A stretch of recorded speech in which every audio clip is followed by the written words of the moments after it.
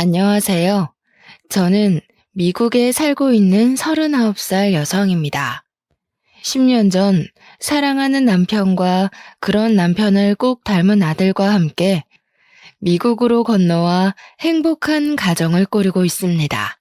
하지만 저도 이런 가정을 이루기까지 정말로 우여곡절이 많았습니다.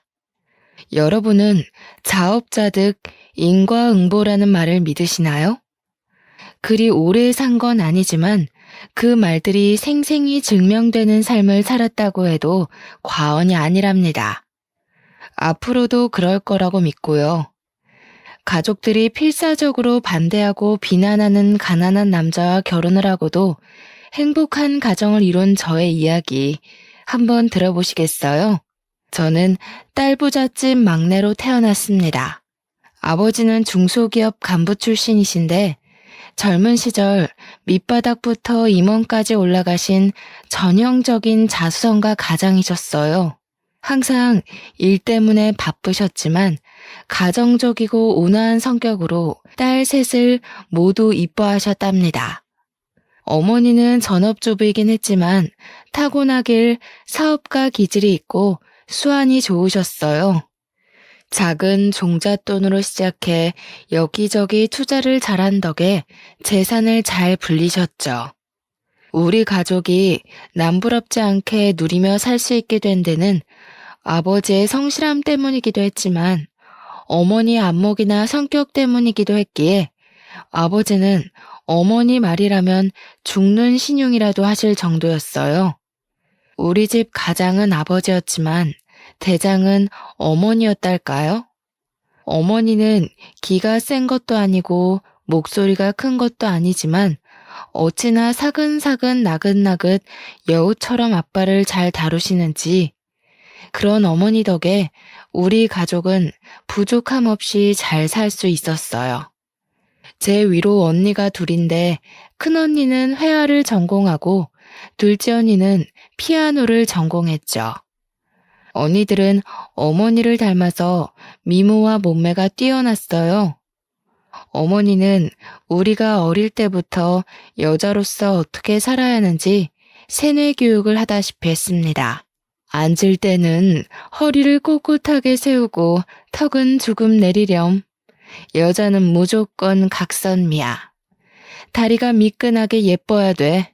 앉을 때 허벅지는 이렇게 붙이고 엉덩이는 이렇게. 다리는 이렇게 사선으로 곧게 뻗어. 손은 무조건 우아하게 자연스럽게. 어머니는 귀에 못이 박히도록 웃는 모습부터 음식을 먹는 태도까지 일일이 저희를 교정했죠. 그 다음에는 어떤 남자를 어떻게 만나는지가 중요하다는 얘기도 늘 따라왔습니다. 언니들은 어머니 말을 하나부터 열까지 다 잘 따랐어요. 저 역시 어릴 때는 어머니의 말을 잘 들었죠. 3살 버릇 여든 간다는 말이 있듯이 지금도 어릴 때 배운 대로 습관적으로 나오는 포즈가 있을 만큼요. 저는 모든 친구들이 어머니에게 이런 걸 배우는 줄 알았어요. 그게 아니라는 걸 알게 된 사춘기 때부터는 어머니 말을 듣기 싫어서 하라는 대로 안 했어요. 그냥 편한 자세로 앉고 싶었고, 먹고 싶은 건 마음대로 먹고 싶었고, 입 크게 벌리고 웃고 살고 싶었어요. 꼭 남자를 잘 만나는 게 성공하는 길인지에 대한 의문과 반항심이 있었죠. 게다가 타고나길 아버지를 닮아서 예체능 쪽보다는 공부를 잘하는 편이었고 외모도 고만고만했어요. 그런 저의 편을 들어주는 사람은 아버지뿐이었습니다. 막내에다가 아버지를 많이 닮아서인지 어릴 때부터 아버지는 저를 제일 예뻐하셨고 거의 끼고 사셨어요. 이런 저는 언니들과 취미도 다르고 취향도 다르고 가치관도 점점 달라지면서 자랄수록 미운 오리 새끼처럼 언니들과 겉도는 생활을 했어요. 어머니는 자신의 뜻대로 자라주지 않고 엇나가는 것 같은 저를 제일 걱정하곤 했죠. 언니들은 어머니의 시나리오대로 잘 자라서 여성적인 매력과 교양이 흘러넘치는 신부감이 되었거든요. 다들 어머니가 주선한 선자리에 나가서 좋은 집안 명문대 출신 좋은 직업 가진 남자와 결혼한 건 당연한 수순이겠죠. 첫째 형부는 큰 병원의 내과 의사이고 둘째 형부는 주식 상장까지 한 탄탄한 기업 오너죠. 저는 평범하게 대기업 연구원으로 취직을 했고 그냥 그날이 그날 같은 매일을 보내고 있었어요. 때로는 언니들처럼 사는 게 맞는 걸까 고민하기도 했지만 대학 때 연애도 해보고 소개팅도 해보고 선자리도 나가봤지만 내 짝이라고 여겨지는 사람이 없었어요. 사랑 없는 결혼을 할 수 없었죠. 언니들이 다 결혼하고 나니 가족 모임이 있을 때마다 언니들도 형부들도 부모님도 결혼하라고 성하셨어요. 어머니가 저를 결혼정보회사에 등록한 바람에 주말마다 선을 보러 나가게 됐습니다. 제 결혼까지 엄마 꿈대로 성공하고 나면 엄마 인생 성공하는 거라고요. 어머니는 첫째는 의사 사위, 둘째는 사업가 사위를 얻었으니 셋째 사위는 법조인으로 드릴 거라고 했어요. 그 얘기를 할 때마다 제발 이상한 시나리오 좀 그만 쓰라고 소리치고 싶었지만 참았어요. 적당히 장단 맞춰주면서 세월 보내다 보면 어머니도 포기하는 날이 오겠지 했거든요. 매일 다람쥐 쳇바퀴 돌듯 회사 다니고 주말마다 늘 변호사, 판사 만나러 가는 게 저의 일상이 되었죠. 그날도 대형 로펌 변호사와 선을 보러 나가는 길이었습니다. 지금까지는 대충 맞춰주고 헤어졌지만 이제 더는 못하겠다는 생각이 들더군요. 그냥 제 평판이 안 좋아지면 엄마도 지쳐서 그만하겠지 하는 오기가 생겨서 그냥 막 나가기로 했어요. 부동산이 어떻고 재산이 어떻고 잘난 척하는 남자 앞에서 저도 그냥 떠들어 제꼈죠. 허영심에 가득 찬 된장녀처럼 돈 밝히고 남자 밝히는 것처럼 마구 떠들었어요. 술도 안 마셨는데 작심하니 그냥 정신줄 놓게 되더라고요. 어머, 자산가시구나. 저 돈 많은 남자 좋아하는데. 이 정도 나이 먹고 알 거 다 아는 사이에 뭐 괜히 가식 떨 필요 있어요? 솔직한 게 마음에 드네요. 저 돈 많아요. 돈 많은 남자 하나 물어서 당장 일 그만두고 인생 팔자 피는 게 목표예요. 변호사 수익이 알고는 있는데 그것 가지고는 안 될 것 같아요. 그래서 정확하게 보유한 부동산이 어느 정도예요? 솔직한 것도 좋고 말씀 못 드릴 것도 없긴 한데 그래도 좀 당황스럽네요. 너무 단도직입적으로 물어보셔서. 뭐 언젠 솔직한 게 맘에 든다더니. 아니, 근데 또 돈만 많으면 나 밤이 많이 외로울 것 같은데 어쩌죠? 저 돈도 보고 몸도 봐요. 좀 보여줄 수 있어요, 오늘? 남자가 질렸다는 표정으로 입을 쩍 벌리고 벌레 보듯이 저를 보더라고요. 속으로 웃음이 났지만 얼굴에 철판을 깔아버렸어요. 아, 맞다. 오늘 안 되겠네요. 저 신상백 예약해둔 게 있어서 명품관에 가봐야 해서요. 돈도 보고 몸도 볼 날 잡아서 연락 주세요. 바이바이. 하고는 일어나서 걸어가는데 등 뒤로 뭐 저런 골빈 여자를 소개하는 거냐고 전화로 따지는 소리가 들려오더군요. 이렇게까지 해야 하는지 한숨도 나고 눈물도 살짝 나려고 하더군요. 너무 일찍 일어난 바람에 집에 가기도 그렇고 해서 전기 봉사하는 고아원에 갔어요. 제가 원래부터 아이들을 좋아했어요. 몇 년 전에 사내 봉사활동으로 사우들과 단체로 명절 선물을 들고 방문했던 적이 있었는데 그때 이후로 달마다 정기 후원도 하고 주말에 아이들 공부 가르쳐주러 자주 들렀죠. 원장님 방에 인사하러 갔는데 어떤 남자가 방을 나오면서 부딪히게 됐습니다. 그러면서 남자 손에 들렸던 사진이랑 서류 같은 게 바닥에 떨어지는 바람에 제가 미안하다고 사과하면서 주워줬는데 영어로 욕 비슷한 표현을 내뱉고 가더라고요. 안 그래도 기분이 안 좋았는데 욕까지 듣고 정말 기분이 상했지만 그래도 제가 좋아하는 아이들 만나서 공부도 가르쳐주고 같이 놀면서 마음이 많이 풀렸어요. 집에 갈 준비를 하고 나오니 비가 억수같이 내리고 있더군요. 중앙 현관에서 주차장까지 뛰어가려고 심호흡을 하는데 선생님, 우산 써요. 초등 2학년짜리 남자아이가 저를 배웅해주겠다고 급하게 부르지 뭐예요. 늘 유난히 저를 따르는 아이였어요. 얼마나 귀여운지 그 작은 손에 우산을 쥐고 롤러브레이드를 신고 싱싱 달려오다가 그만 제 얼굴 앞에서 발이 잘못 걸려서 넘어지려고 하는 게 아니겠어요?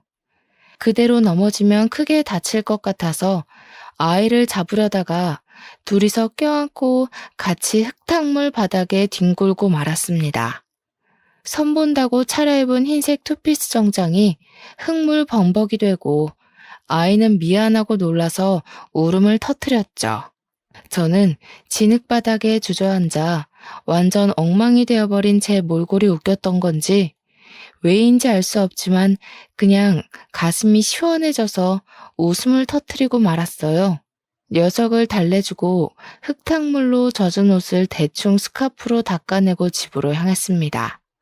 한참 운전해서 가는데 뒤따라오던 트럭이 계속 빵빵 클렉슨을 울리더니 옆으로 와서 창문을 내리고는 차 세우라고 계속 손짓을 하는 거예요. 비상등을 켜고 갓길에 세우고 내렸더니 트럭 차주도 차를 세우고 내리더군요. 아까 고아원에서 부딪혔던 남자였습니다. 알고 보니 제 차 뒷바퀴가 펑크나서 휠까지 주저앉기 직전이었어요. 어쩐지 차가 이상하게 흔들리더라니. 오늘은 꽤나 유별난 하루처럼 여겨졌습니다. 고맙다고 인사하고 차에 타서 보험 출동 서비스를 부르고 기다리는데 한참을 안 가고 뒤에 서 있던 트럭에서 남자가 다시 제 차로 오더군요. 창문을 내리고 올려다보는데 명함 한 장을 주더군요. 저 카센터 일해요. 보험사 오면 여기로 오세요. 잘해드릴게요. 뭔가 어눌하기도 하고 날티나는 말투로 말하고는 가버리는 겁니다. 제가 대답할 틈도 주지 않고요. 곧이어 레카가 왔는데 출동 서비스 직원이 원하는 정비소가 있는지 물어보더군요. 조금 망설이다가 그 남자의 명함을 주며 거기 찍힌 주소로 가달라고 했죠. 엉뚱하고 웃긴 하루의 대미를 장식한 만남. 그것이 우리의 시작이었습니다. 그는 고졸 학력이 전부인 사람으로 변변한 배경도 없고 부모도 없는 남자였어요. 알고 보니 그 고원 출신으로 9살 때 미국으로 입양을 가게 되었는데 양부모님이 일찍 돌아가시고 한국의 친부모님을 만나러 들어온 거라고 했어요. 20살 되던 해부터 친부모를 찾으려고 매년 한국을 방문했었고 3년 전에는 아예 한국을 들어와서 아는 형 카센터에서 정비사로 일하고 있었어요. 그의 말로는 예전부터 저를 알고 있었다고 하더군요. 주말에 고아원에서 봉사하는 걸 자주 봤었는데 인상이 좋아서 호감을 가지고 있었다고요. 맞선 보러 나간 날도 저를 봤다고 하더군요. 남자는 친어머니랑 연락이 닿아서 그 호텔에서 만나기로 약속을 하고 기다리고 있었는데 제가 그 옆 테이블로 와서 앉더라는 겁니다. 우연히 호텔에서 보고 반가워서 인사할 뻔했다고요. 그런데 그 옆에서 제가 된장녀 짓을 하는 걸 보고 들으며 정이 뚝 떨어졌다고 하네요. 그날 만나기로 했던 친어머니는 나오지 않았고 대신 다른 사람을 보내서 편지만 전달했다고 합니다. 그 편지에는 미안하다고 연락하지 말아달라는 내용이 적혀 있었다고 해요. 그날 정말 너무 슬펐는데 고아원에서 저를 또 보게 된 거예요. 명품관 간다고 큰 소리치고 일어나더니 고아원에 와서 애들이랑 노는 걸 보고 오해했다는 걸 알았다고 해요. 자기가 정말 아끼는 고아원 아이가 넘어질 때 제 몸 사리지 않고 아이를 보호하는 걸 보고는 정말 반했다 하더군요. 하루 동안 우연히 2번 만났는데 한 번 더 만나면 사귀자고 하기로 결심을 했대요. 그러다 우연히 한눈에 봐도 바퀴가 주저앉아 위태로워 보여서 알려주려고 옆으로 갔는데 차창을 내리는데 제가 있었다고요.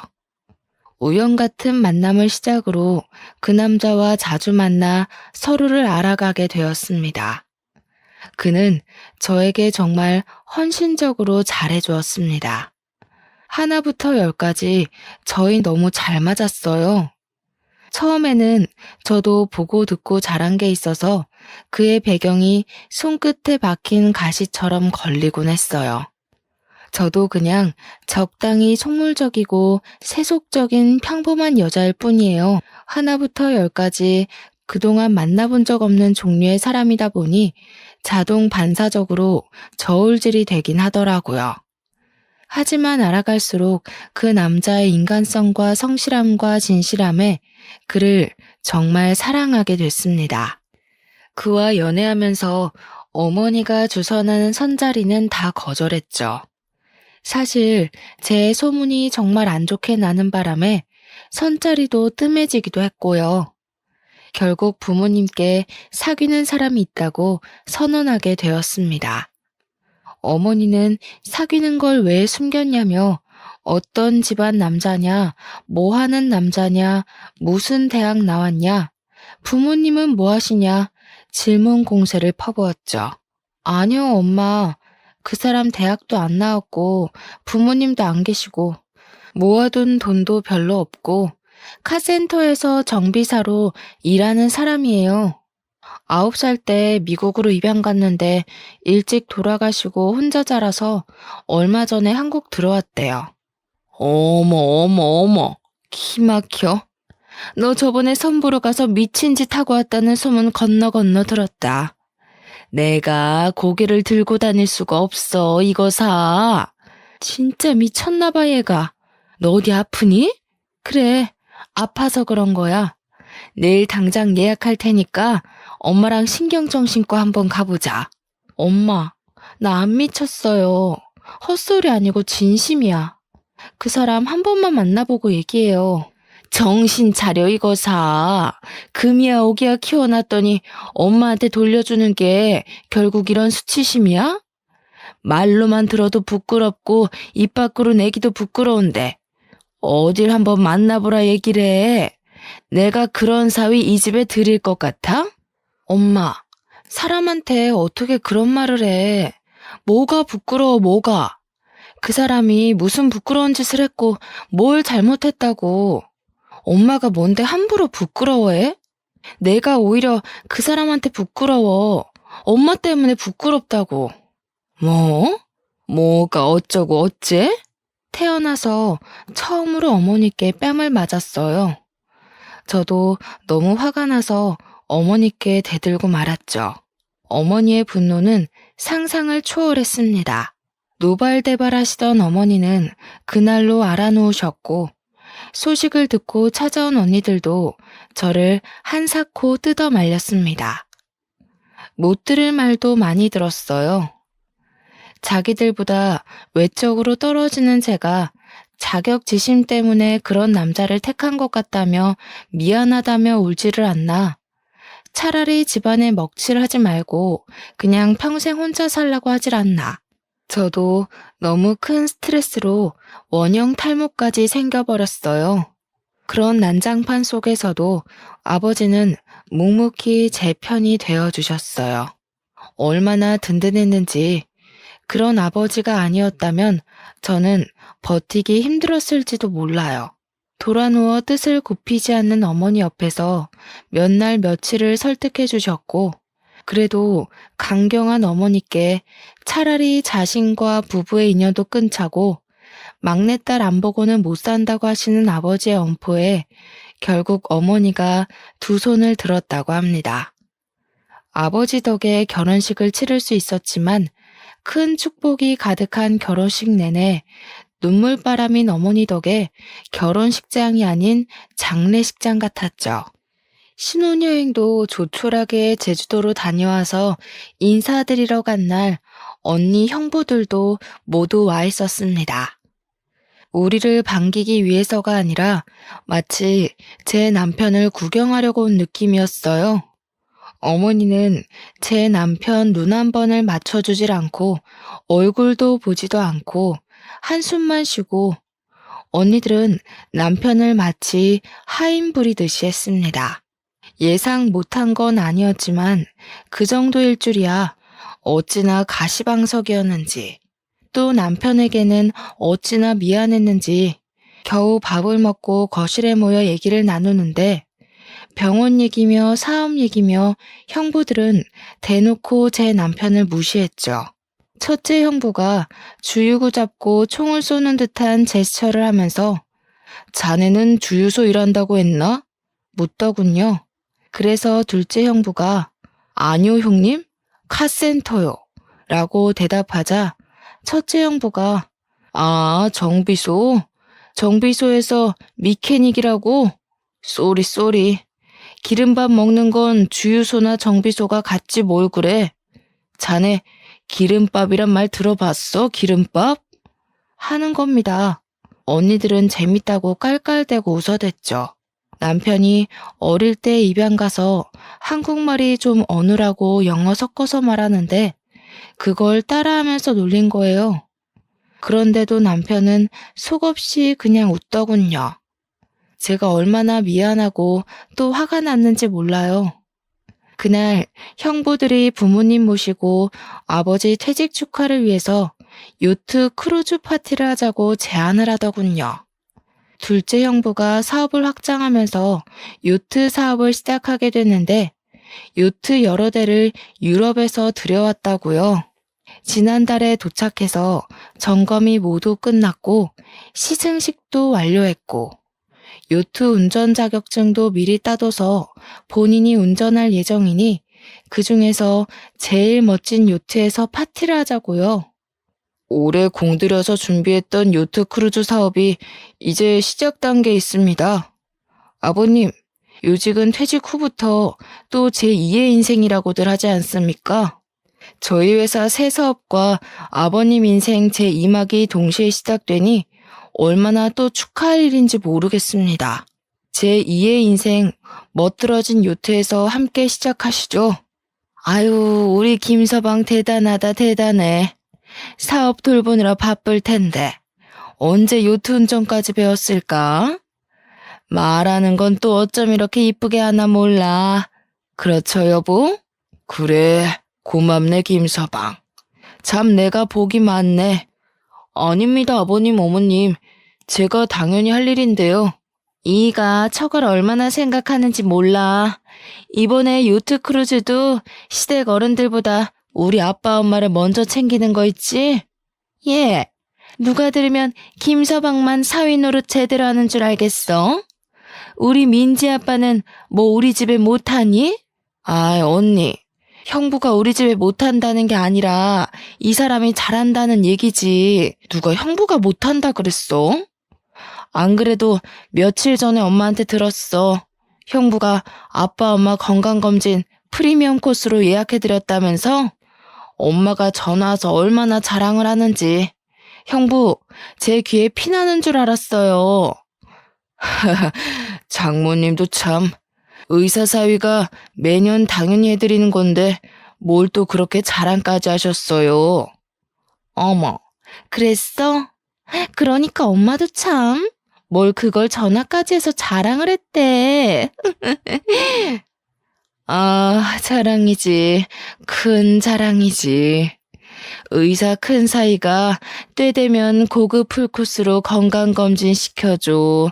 사업가 둘째 사이가 사업도 승승장구하고 때마다 좋은 구경 시켜줘. 내가 우리 사위들 자랑하고 싶어서 친구들 더 만들 판이네. 어쩌면 이렇게 사위복이 많아서 얼마나 감사해. 얼마나 좋아.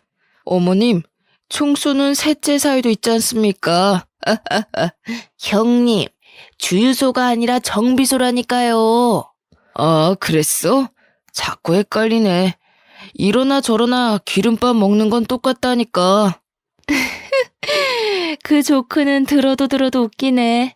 다들 그날의 계획으로 이야기꽃을 피우고 어머니는 아예 제 남편을 등지고 앉아서는 형부들에게 우리 사위들 덕에 호강한다며 좋아하는데 우리 부부만 덩그러니 외로운 섬처럼 앉아 있었습니다. 아니, 모르겠어요. 그냥 남편은 그저 조용히 미소만 띠고 있더군요. 거의 득도한 사람인 줄 알았다니까요. 저는 무슨 정신으로 집으로 돌아왔는지 모르겠어요. 남편에게 정말 미안했는지 제가 미안하다는 말을 꺼내기도 전에 미안하단 말 하지 말라고 하더군요. 그냥 저를 만나고 저의 가족이 되어서 세상에 유일한 자기 편인 제가 있어서 감사하다고요. 부모님과 언니들과도 진짜 가족이 된다면 정말 좋겠지만 그런 욕심 안 부린다고요. 그 말에 저는 또 얼마나 울었는지 몰라요. 다시는 가족 모임에 가고 싶지 않았지만 요트 크루즈에 참석하게 되었습니다. 아버지 퇴직 축하 가족 모임이었기에 빠질 수가 없었어요. 날씨도 좋고 바람도 적당하고 모든 것이 완벽한 날이었어요. 바다 멀리까지 요트를 띄웠죠. 우아한 음악이 흘러나오고 샴페인과 신선한 음식들까지. 부모님도 선베드에 누워 즐기시며 사위 덕에 호강한다고 얼마나 좋아하셨는지요. 형부들도 자기들끼리 주식 얘기며 정치 얘기며 그들만의 세상에 있었습니다. 저희 부부만 거기 끼지 못하고 서 있는데 형부들이 마치 종업원을 대하듯이 손짓으로 남편을 부르는 겁니다. 배 안에서도 제 남편에게 심부름을 시키더군요. 어이, 따로 칠링해둔 샴페인 좀 더 가지고 와. 저 뒤로 돌아가면 있을 거야. 저기 일하는 분들도 계신데 왜 저한테... 가족끼리 어울리는데 막내 사이가 그 정도는 알 수 있지. 꼭 일하는 사람이 해야 하는 일은 아니잖아? 이거 우리랑 어울린다고 자네 급도 같이 올라갔다고 생각하는 건가? 그래서 이제 할 일 못할 일 구분하는 건가? 그게 아니라 저를 일하는 사람으로만 생각하시는 것 같아서요. 아이, 사람 참. 자네 자격지심이 심한 것 같네. 근본이 없어서 그렇죠 뭐. 하여간 없는 것들은 이래서 피곤해. 순수하게 가족으로 대해주려고 해도 피해의식으로 곡해를 한다니까. 하기 싫으면 관두라고. 아닙니다. 제가 가지고 오겠습니다. 남편에게 하지 말라고 얘기하려고 걸어가는 순간 갑자기 예고 없던 돌풍이 불었습니다. 파도가 치면서 배가 마구 흔들렸고 테이블에 있던 그릇들이 와장창 쏟아져 깨질 정도였어요. 갑판 위는 삽시간에 난장판이 됐죠. 저도 넘어질 뻔하며 기둥을 붙잡고 멀미 때문에 몸을 숙였습니다. 가족들 모두 멀미의 구토감을 느끼며 선실 안으로 대피했어요. 그때 형부들은 자기 몸 사리느라 각자 혼자 뛰어들어가는데 제 남편은 배가 흔들릴 때 넘어지신 아버지를 둘러엎고 어머니를 모시고 저까지 챙겨서 선실로 들어갔어요. 뒤따라 들어온 언니들이 형부들에게 자기만 살겠다고 주랭랑을 치냐고 욕을 하더군요. 형부들은 뚱한 표정으로 겸연쩍어 하면서 제 남편을 노려봤습니다.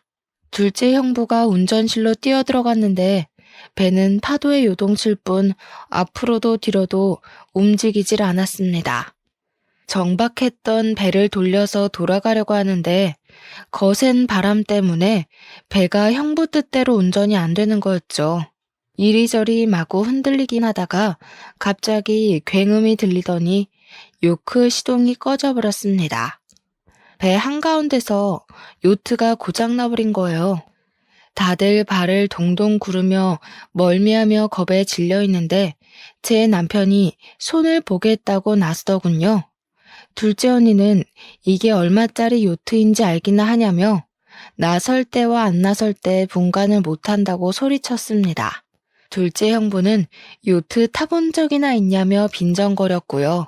코웃음 치며 미심쩍어 하는 가족들이었지만 급박한 상황이라 뭐라도 해야 했기에 남편이 요트 보는 걸 허락해주더군요. 남편이 기계실에서 살펴보더니 무리한 조작으로 엔진이 과열되어 시동이 꺼진 것이며 임시 조치하면 잠깐 쓸 수 있을 거라고 하더군요. 그러면서 첫째 형부를 시켜 정비 도구를 찾아오라고 하는 겁니다.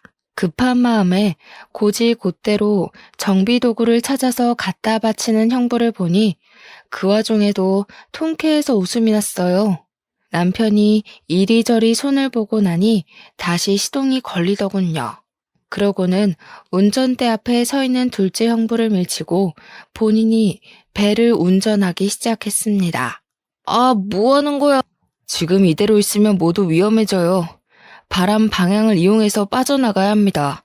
자존심이 상해 소리치는 둘째 형부에 아랑곳 않고 남편은 능숙하게 운전을 하더군요. 그 순간만큼은 모두가 무능한 가운데 남편만 빛났죠. 그날 이후 남편에 대해서 아버지는 무한 신뢰를 하게 되셨고 어머니도 그날 일에 대해 고맙다고 하더군요. 하지만 어머니와 언니, 형부들이 기본적으로 남편을 하대하는 태도는 고쳐지지 않았습니다. 어머니는 그날 일에 대해서 군뱅이도 구르는 재주가 있다는 식으로 말하며 칭찬했습니다. 그 사건 이후로 부모님 댁이나 언니를 집에 수리할 것이 있느냐? 그 사건 이후로 부모님 댁이나 언니들 집에 수리할 것이 있거나 작동이 안 되는 게 있으면 수시로 남편에게 연락을 했습니다. 시도 때도 없이 급한 일인 것 마냥 전화를 걸어 남편을 부르는 겁니다. 남편이 묵묵하게 손을 보고 나면 비아냥인지 칭찬인지 모를 것들을 막 늘어놓는 겁니다. 군뱅이도 구르는 재주가 있다고 손재주 하나는 기가 막힌다며 역시 정비사라 그런가 기가 막히게 잘 고쳤다는 둥, 수고했다는 둥, 우리 집에 꼭 필요한 사람이라는 둥, 저와 가족의 관계 때문에 그런 말을 묵묵히 듣고만 있는 남편을 보니 너무 마음이 아팠어요. 너무 바보처럼 착한 사람이었습니다. 그 사람을 지켜주고 싶었어요. 저는 남편에게 가족과 관계를 끊겠다고 선언했어요. 이렇게 자연스럽게 친정집과의 왕래는 점점 줄어들었고 특별한 행사가 없으면 부모님도 언니들도 만나지 않게 되었어요. 가끔 아버지만 따로 모시고 함께 식사를 했었죠. 그러던 어느 날 아버지의 전화가 걸려왔습니다. 수화기 너머로 아버지의 힘없는 목소리가 들려왔어요. 연희야, 어쩌면 좋으냐? 빠, 무슨 일이세요? 왜 그러세요? 어디가 편찮으세요? 우리 집이 다 넘어가게 생겼어. 어머니가 아버지 몰래 온갖 돈을 다 끌어모아 투자했던 사업이 수백억대 사기였고 사기꾼은 이미 해외로 도주하여 한 푼도 건질 수 없게 되었다는 청천벽력 같은 소식이었습니다. 하루 사이에 길거리에 나앉게 되고 집 곳곳에는 압류딱지가 붙었다고 했습니다. 아버지의 한숨 뒤로 어머니의 곡소리가 들려왔습니다. 아빠, 그래도 우리가 있잖아요. 걱정 마세요. 다 큰딸 셋이 있고 든든한 사위가 셋이 있는데 뭘 걱정하시는 거예요. 큰언니랑 둘째 언니는 뭐래요? 내심 언니들이 부모님 사실 거처는 마련해 드릴 거라 생각했는데 아버지는 답이 없으셨습니다. 아마 저에게 연락하시기 전에 언니들에게 먼저 연락을 하셨을 텐데 아무 답이 없으신 걸 보면 이상했어요. 언니들에게 연락하니 둘 다 나 몰라라 하였습니다. 첫째 언니에게서는 의사가 벌면 얼마나 번다고 그러냐며 애들 교육비만 해도 매달 수백이 드는데 부모님까지 어떻게 건사하냐는 답이 돌아왔습니다. 기가 막혀서 말도 안 나오더군요. 둘째 언니에게서는 엄마 때문에 남편과 부부싸움까지 했다며 엄마 탓을 하는 푸념을 들어야 했습니다. 달면 삼키고 쓰면 뱉는다는 게 이럴 때 하는 말일까요? 저도 엄마가 미웠지만 엄마보다 더한 언니들이 더 미웠습니다. 결국 저는 자초지종을 남편에게 이야기했고 남편은 생각할 필요도 없다는 듯 당연히 우리가 모셔야지 하더군요. 부모님께 큰 방을 내어드리자며 부모님을 위해 새롭게 꾸미자고까지 하더군요. 그렇게 구박받고 무시받았는데도 한치의 망설임도 없이 부모님을 모시겠다고 나서는 남편이 대단하고 존경스럽게 여겨졌습니다. 너무 고맙기도 하고 착잡하기도 했어요. 저와 남편이 사는 방 2개짜리 작은 신혼집에 부모님이 들어오시던 날, 아버지와 어머니는 남편 앞에서 고개를 들지 못하셨습니다. 부모님을 위해 마련한 안방에 2분을 모시고 갔어요.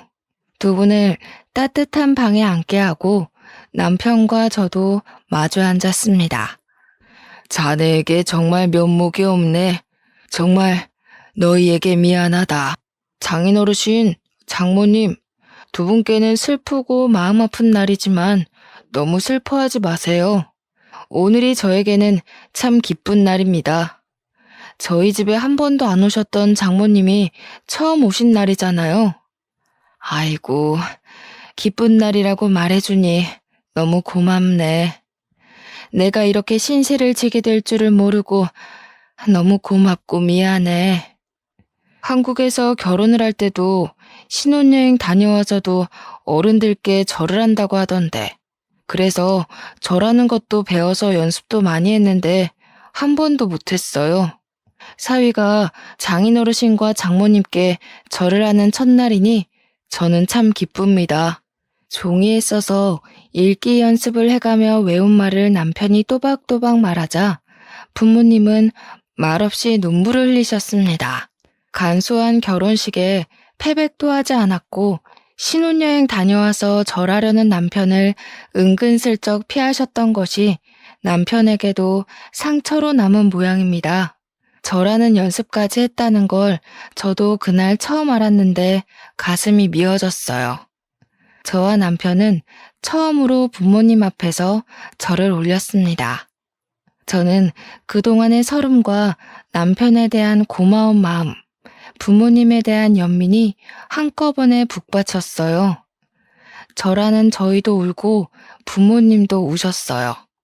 절을 끝내고 남편이 2분께 다가가 손을 잡고 이제부터는 2분을 낳아주신 친부모님으로 생각하겠다고 말했어요. 어머니와 아버지도 이제부터는 사위를 아들로 여기고 살겠다고 아들에게 평생 갚으며 살겠다고 하시더군요. 제 남편을 아들이라고 부르시는 부모님 목소리에 그동안의 응어리가 녹아내리는 듯하며 하염없이 눈물이 났습니다. 그날 밤 부모님과 저희는 얼싸안고 얼마나 울었는지 모릅니다. 그 뒤로 부모님은 제 남편을 아들이라고 부르십니다. 그렇게 부모님을 모시고 살던 어느 날 남편이 미국에 정리할 것이 있다며 잠깐 다녀오겠다고 하더군요. 매일 전화통을 하긴 했지만 곧 돌아온다던 남편이 몇 개월 동안 돌아오질 않고 무엇을 하고 있는지 말도 해주지 않으니 저도 점점 의심이 생겼어요. 혹시 이 남자도 우리 집이 망해버려서 볼 것이 없어지니 도망을 간 건가? 하는 못된 의심이요. 그도 그럴 것이 정확히 미국 어디에 있는지도 말해주지 않고 찾아가겠다고 해도 조금만 기다려달라고 하고 무엇을 정리하고 있는 것인지도 말해주질 않았거든요. 때로는 연락이 잘 되지 않을 때도 있었습니다. 불안해하는 저를 다독여준 건 오히려 부모님이었어요. 그는 그럴 사람이 아니라며 남편 편을 들어주시더군요. 그러는 사이 형부들이 차례로 망하고 있다는 소식이 들려왔습니다. 소문에 첫째 형부는 재단에 막대한 피해를 입혔다는 이유로 권고사직 당했다고 하더군요. 둘째 형부는 요트 사업이 중간에 계약이 파투가 나는 바람에 자금줄이 막혀서 부도 위기라고 했고요. 이 소식도 당장 돈이 급해진 큰언니와 둘째 언니가 혹시나 부모님께 받을 게 없나 해서 연락을 해온 덕에 알게 됐죠. 내칠 때는 언제고 받을 것 챙기려고 연락을 해온 언니들이 야속하기만 했습니다. 남편이 수개월 만에 미국에서 돌아오던 날 어머니는 오전 내내 부엌에서 정성껏 음식들을 준비했어요. 온종일 잔치가 열릴 것처럼 온 동네 맛있는 냄새가 진동을 했죠. 거의 뷔페처럼 한식 요리를 준비하는데 남편이 뭘 좋아할지 몰라서 다 준비하신다며 웃음이 만발했습니다. 아이고, 우리 아들 왔어? 우리 아들. 남편이 집에 들어왔을 때는 저보다 먼저 달려나가 정말 신발을 신지도 않고 버선발로 현관에서 남편을 맞이했어요. 그러고는 남편 앞에 선 어머니도 뒤따라 나간 저도 아버지도 뭔가 낯선 남편이 어색해 한참을 마주봤습니다. 결혼식 때 말고는 본 적 없는 말끔한 정장 차림에 고급진 가죽 서류 가방을 들고 헤어스타일까지 단정해진 남편 모습이 의아하면서도 아주 멋져서 탄성을 질렀죠. 남편은 그냥 웃으며 아주 맛있는 냄새가 난다며 배고프다고 너스레를 떨었습니다. 뭔가 변한 듯한 남편의 모습이 조금 낯설었지만 싫지만은 않았어요. 식탁에 둘러앉아 점심 식사를 시작할 무렵 초인종이 울렸습니다. 문을 열기 무섭게 언니들과 형부들이 들이닥쳤습니다. 어머, 언니, 형부, 무슨 일이에요? 갑자기 연락도 없이 이렇게 오세요. 주변의 소란스러움에도 미동도 없이 식탁에 앉아 묵묵히 밥을 먹고 있는 제 남편 앞에 언니들과 형부들이 무릎을 꿇는 겁니다. 저는 너무 놀라서 가슴이 철렁 내려앉았어요. 상상해 본 적도 없고 일어날 일이라고 생각한 적도 없는 눈 뜨고 보면서도 믿기지 않는 장면이었거든요. 자네, 몰라봐서 미안하네. 내 이렇게 용서를 구하네. 한 번만 살려주게.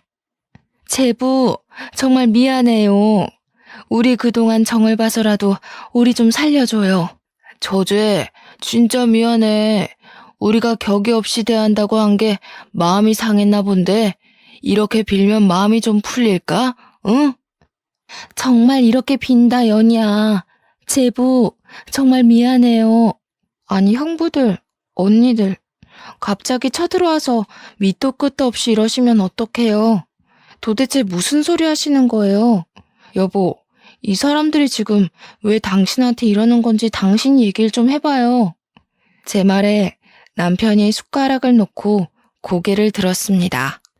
어머니, 응, 아들. 어머니가 해주신 불고기하고 미역국을 먹으니 정말 집에 왔다는 게 실감나요. 너무 그리웠어요, 이 맛. 그러더니 자리에서 일어나 아버지 어머니께 보여드릴 것이 있다며 함께 가자고 하는 겁니다. 남편은 형부와 언니들을 철저히 무시하고 있었습니다. 이게 대체 무슨 일인지 저는 아버지와 어머니와 함께 어리둥절한 표정으로 남편을 따라 나섰습니다. 등 뒤로 형부들과 언니들이 저희를 부르는 목소리에 이어서 서로 싸우는 소리가 들려왔습니다. 집 앞에는 고급 외제차가 주차되어 있었습니다. 남편은 그 외제차에 부모님과 저를 태우고 말없이 시동을 켜더군요. 남편이 운전하는 차를 타고 가는 동안 그간의 자초지정을 들려주었습니다. 남편의 양아버지의 아버지, 즉 양할아버지가 미국에서 요트 사업을 하는 대부호였다는 겁니다. 양부모님이 일찍 사고로 돌아가시고 할아버지께서 남편을 키워주셨고 남편이 성인이 되고 사업을 물려받으라고 하셨습니다. 하지만 남편은 친부모님을 만나고 싶어서 한국에 들어온 거였고요.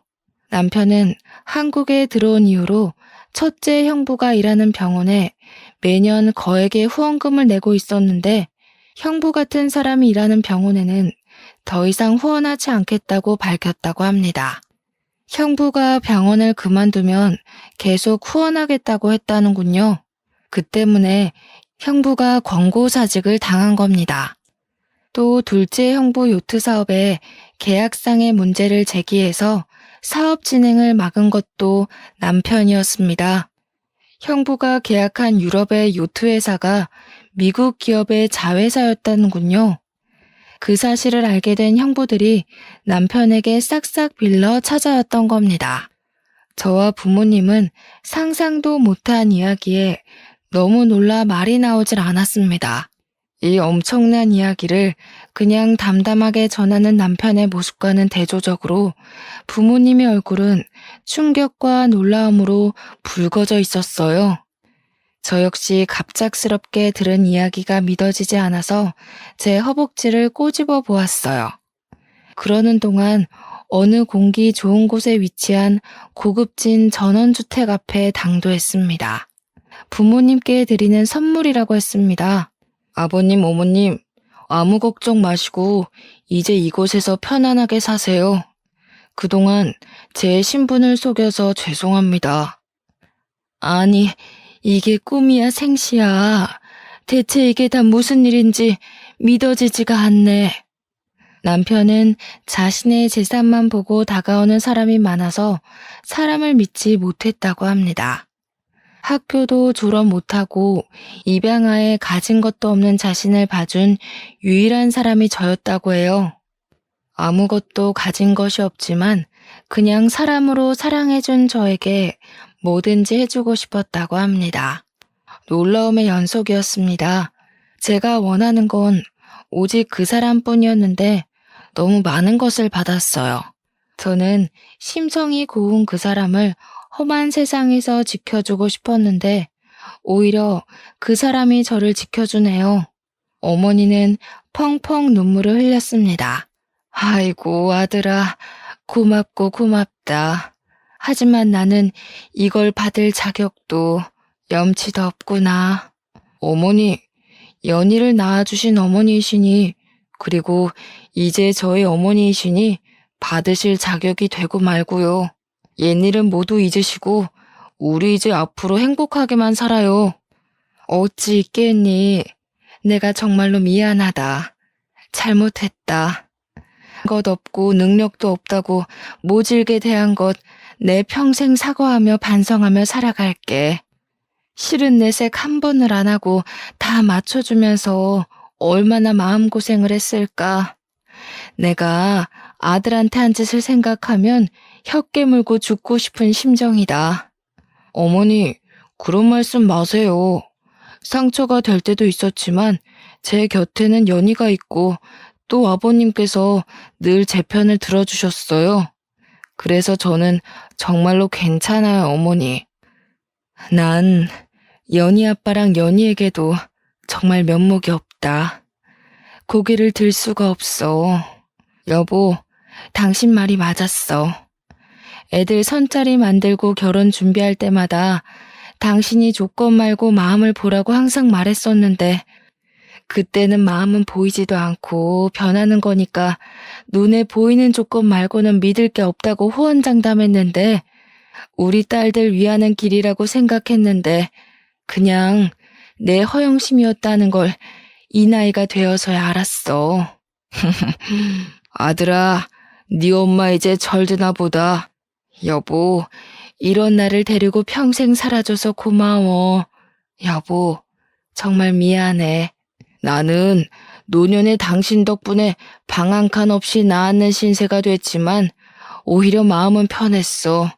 당신이 이제 정말로 변하고 진심으로 아이들을 대하는 것 같아서. 어머니, 이제 그만 울고 그만 미안해하세요. 이렇게 좋은 날 너무 많이 우시니 저도 마음이 아파요. 그럼아, 이제 울지 않을게. 너무너무 고맙다. 내 평생 감사하며 갚는 마음으로 살아갈게. 첫째 언니와 둘째 언니는 모두 이혼을 했습니다. 알고 보니 형부들은 모두 우리 집의 재산을 보고 결혼을 했던 거더군요. 의사인 큰형부는 처가에서 개인 병원을 내줄 것으로 생각하고 그동안 장인 장모에게 공을 들였던 건데 한순간에 처가가 망한 데다 본인도 병원에서 쫓겨나게 된 건 모두 큰언니 때문이라며 거액의 위자료 청구 소송을 했지만 패소했습니다. 큰언니는 입시 미술학원 강사로 일하며 생계를 유지하고 있다고 들었습니다. 둘째 형부도 처가 재산을 믿고 무리한 사업 확장을 했던 건데 처가에 손 벌릴 수 없게 되고 요트 사업마저 불발되는 바람에 부도가 나 한순간에 길바닥에 나앉게 되었습니다. 잦은 부부싸움 끝에 합의 이혼을 했다더군요. 둘째 언니는 저희 남편이 부모님께 마련해드린 집에서 눈칫밥을 먹으며 더부살이하고 있어요. 사실 언니들이 저와 남편이 부모님께 해드린 노후자금에 기대서 살고 있다는 걸 전부터 알고 있지만 그래도 혈육이 뭔지 부모님 생각해서 모른 척하고 있습니다. 저와 남편은 그 후 고아원에서 9살 남자아이를 입양하였습니다. 바로 저와 비 오는 날 부딪혀 흙탕물에 뒹굴었던 그 아이죠. 평소 저를 많이 따르고 좋아했었고 저도 늘 마음이 가던 아이였는데 남편 역시 본인이 입양될 때 나이와 같아서인지 늘 눈에 많이 밟혔다고 하더군요. 여러분은 입양에 대해서 어떻게 생각하시는지 모르겠어요. 저는 사실 입양은 대단한 사람들이 하는 일이라고만 여겼어요. 여러 해 동안 고아원에서 봉사활동을 하면서도 입양을 생각해 본 적은 없었는데 남편의 불우했던 어린 시절을 극복할 수 있었던 건 양부모님을 만나 짧지만 행복했던 유년 시절을 보낸 덕이라고 했던 말에 입양을 결심하게 되었습니다.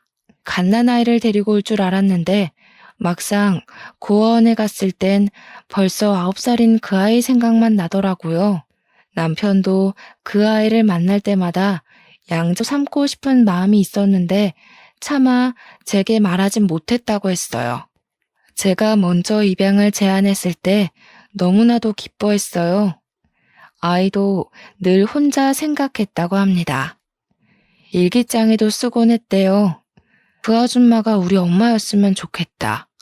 그 아저씨가 우리 아빠였으면 좋겠다 하면서요. 저와 남편이 서로를 모르던 때부터 말이죠. 이런 것이 하늘이 이어준 인연일까요? 우리 모두가 서로를 원했으니까요. 아이와 함께 우리 세 가족은 미국으로 떠나왔습니다. 남편이 본격적으로 사업 경영에 뛰어들어야 했거든요. 그렇게 떠나온 지 어느새 10년이 흘렀습니다. 의도한 건 아니지만 우리 부부에게서는 아이가 생기질 않더군요. 우리 아들 배 아파 낳은 건 아니지만 하늘이 이어준 감사한 인연으로 여기며 귀하게 키웠습니다.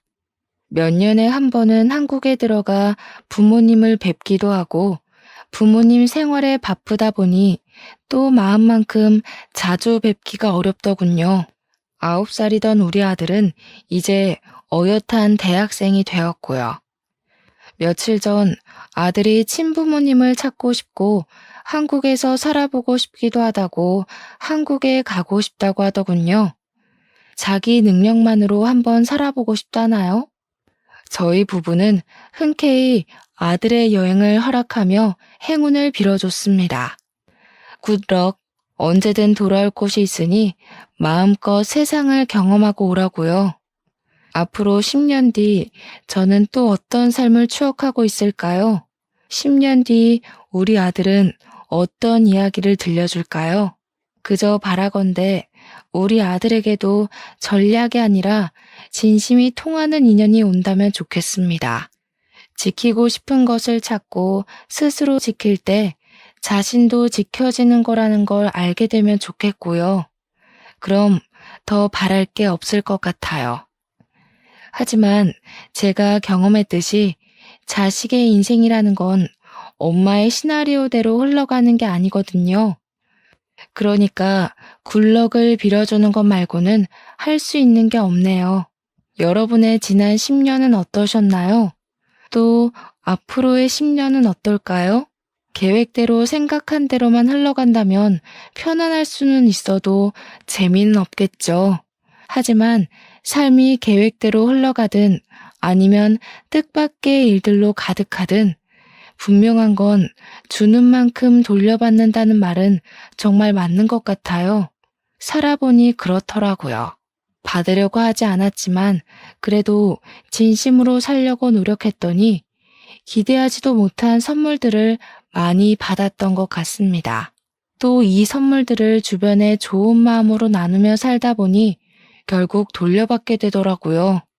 마찬가지로 주변을 물질만으로 평가하고 관계하는 자는 결국 물질로 망하더군요. 삶은 늘 시나리오대로 흘러가지는 않지만 어떤 일을 하든 자업자득 인과응보란 건 잊지 마세요. 거기에 행운이 한 스푼 보태어지면 더할 나위 없겠죠. 그러니까 여러분에게도 크로스핑거스 늘 행운이 함께하기를 응원합니다.